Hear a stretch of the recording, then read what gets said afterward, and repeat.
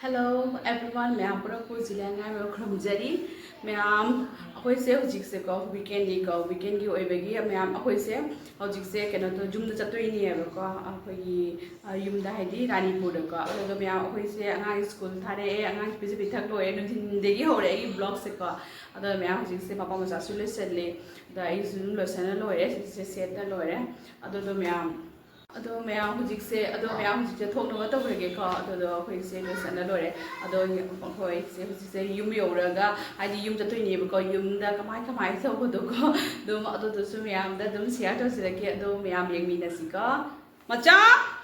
Ready ओइरबा आइदि पुदोइने पोचेदी यामना क्या तौद्रे सी बेंग अनिसेता तौरगा चटलानियेबको मैम हुजिक से थोंगनबा तौरगे idea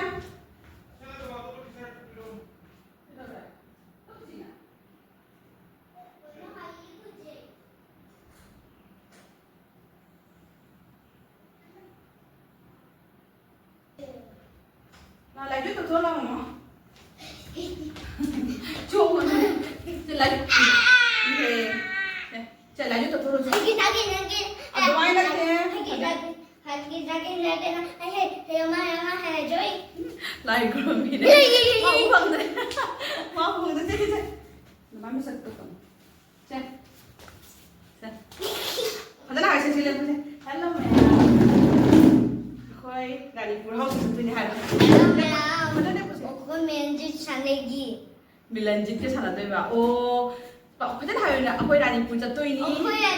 biar sana ke runway sorokta. Runway sorokta.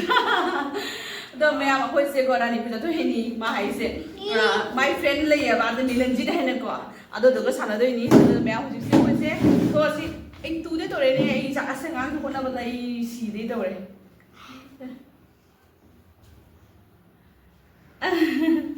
जाए ले पो खंडा मैं आप अगर जुंदगी थोड़े हो जाए तो हाथों से थोड़ा गा गई करियाई लंबे नोंग खरकना को नोंग खरकना आंगांग से अब दुकान में संगबुदी लेरे आंगांग से बुदी मा से दे को न बुदी लेबा मा ता हेलमेट पे आइने हेलमेट से गाउना प्राउडी तो बुदा जावरक तने ये हेलमेट तो ना तो याव से लंबे न सही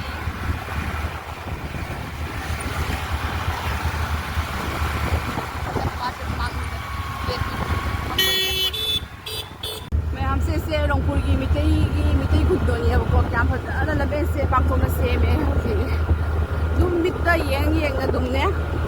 लोई की बस येंग की बखो उधरे रसन का तो मुझे खराब होती वाली अगर सुधुम से में अब जन्नत से में दुम सिंधी पापा पापा ले बजुम ये कुछ मत हुआ है तो के किती लबे से पांगतों से में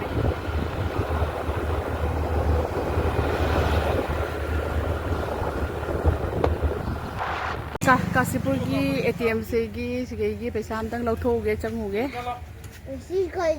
दौरे अखोई सोजोल लगे हांगरे इजा नुपा चेंहनगरे अने पोजे यावदोगदी कमदादरे जुम चंगे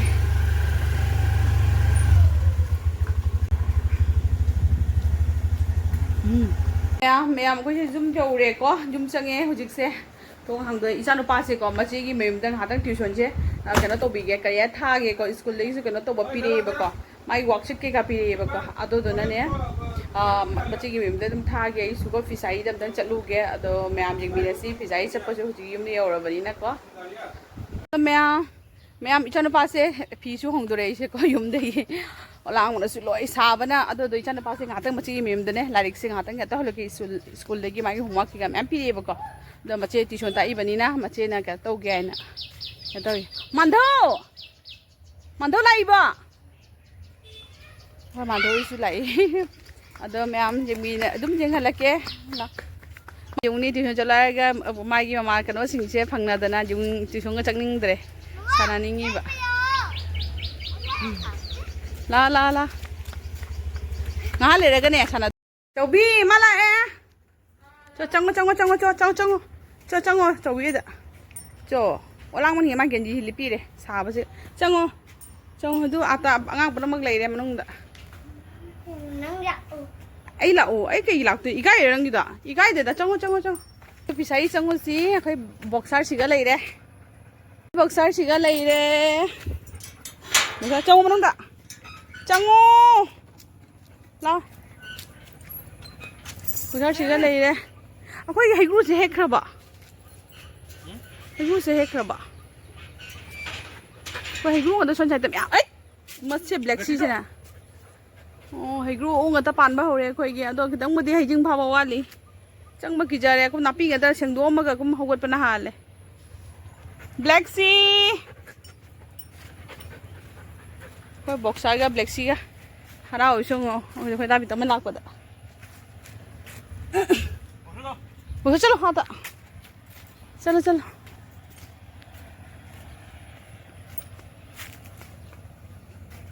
कोई पिसाई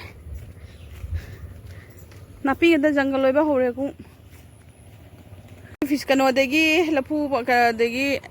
साइदगी लफू थरो में हेक ले रमे लफू थरो पाले लेबू एक तू देखियो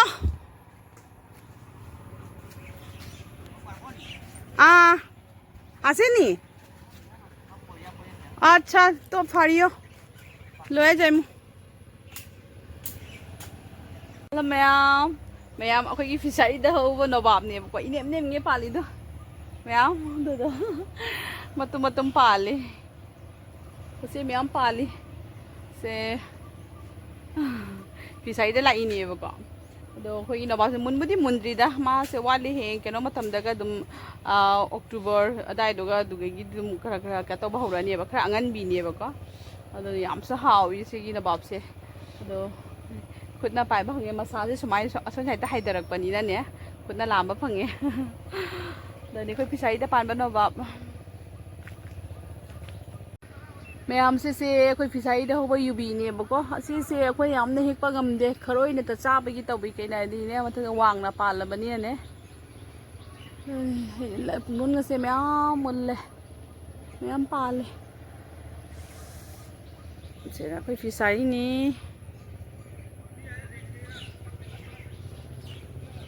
आई नापी गदा होबो किजना चंगद्रे हे सेंगदोपसे को सेंगदोए हौगला दम तौना नापी तमगा सजोल गदि मनुंगा लेरे मोइन दम हेगा पुजरानी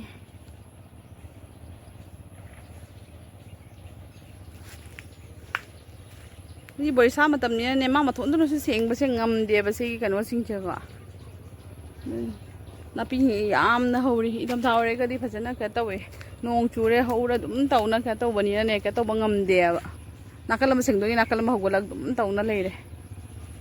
दनी मैम मथंग मथंग येंहलके शेयर तौरके कमाय कमाय तौबनो हाइदो सिगा फम्मी फम्बसे नुंगदी नुंगाय हाइदी इचिक चिइएबको अदे इनुसिसे खरा लिरी लिरी सितना दनी फिसाइदा फम्बसे याम नुंगाय है बाजार चली पलाटोन बाजार को आप ये भी रसी बाजार दवा बाजार दही देखिए आगे मचे की मेरे ट्यूशन चले होती कोई बाजार चली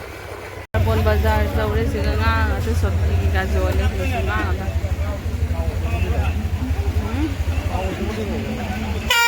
चागे का चारो ने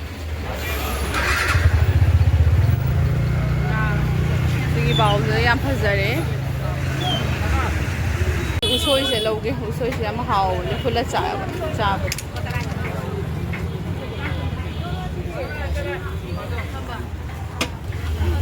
की दुकान से की बड़ा लो इसिंग से लोगी ओ जारबा मैम इलिसा से ओइना लौरे अखोइनी अंगांग बुदि चारो अखोइनी तनीना जामा चोबदी लौदरे जुमदा लाए जुमदा लागा ऐसे लुजथोय को दो इचानुपागी सिगा चानाबा हेने माई मोमो से खितंग लोबिरे चिकन सूप को अदले सिगा इने बोरा चागे ने बोरा खितंग लौरे मैम सुमाइना लोबिरे मागी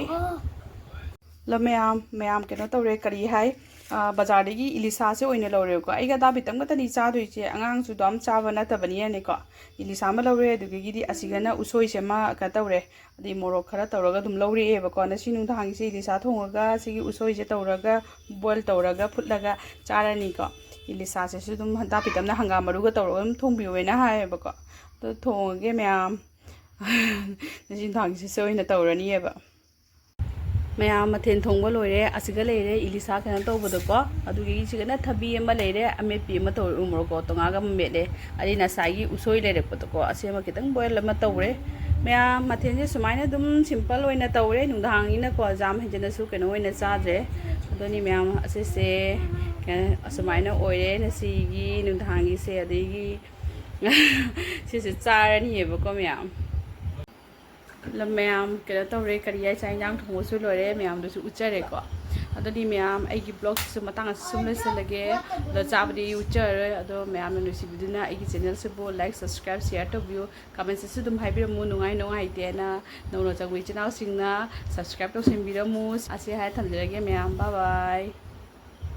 ꯕꯥꯏ